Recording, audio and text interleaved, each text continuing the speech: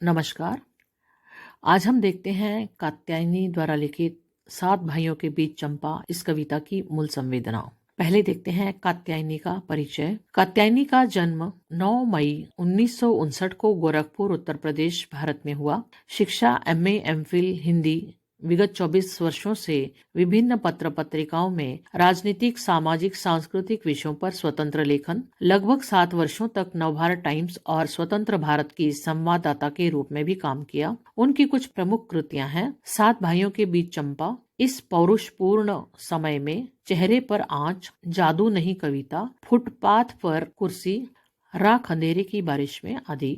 इसके अलावा रूसी और अंग्रेजी भाषाओं में कविताओं का अनुवाद, 2 निबंध संकलन के अतिरिक्त अनेक प्रतिष्ठित पत्र पत्रिकाओं में रचनाएं प्रकाशित। संवेदना।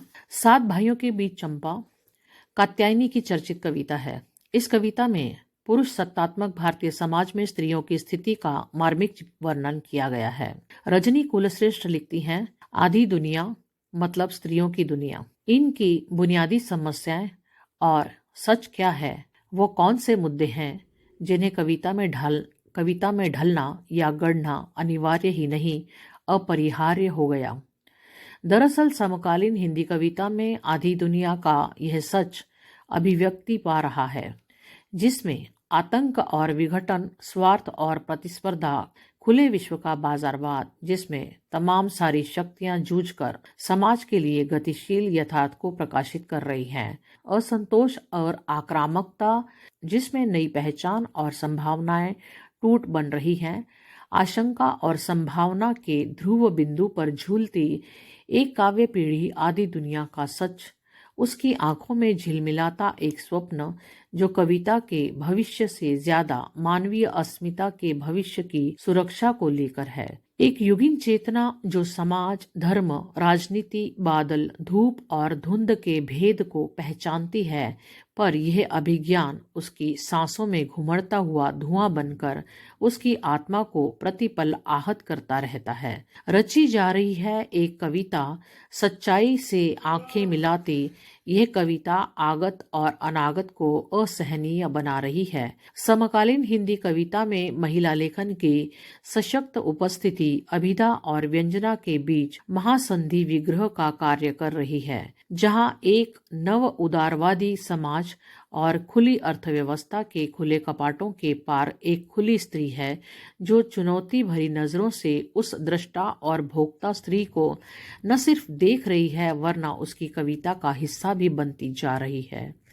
विगत 2 दशकों के दौरान कात्यायनी की कविताओं ने चालू मुहावरों और काव्य रूढ़ियों से हटकर अपनी अलग राह और पहचान बनाई है।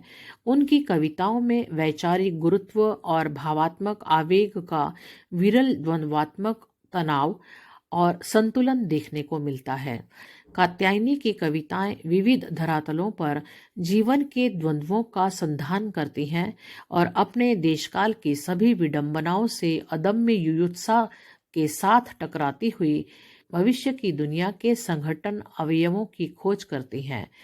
इस संकलन में शामिल 7 भाइयों के बीच चंपा और हॉकी खेलती लड़कियां पिछले कुछ दशकों की सर्वाधिक लोकप्रिय और चर्चित हिंदी कविताओं में शुमार की जाती हैं।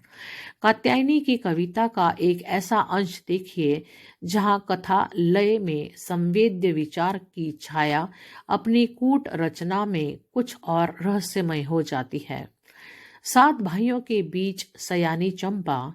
7 भाइयों के बीच सयानी चंपा एक दिन घर की छत से लटकती पाई गई।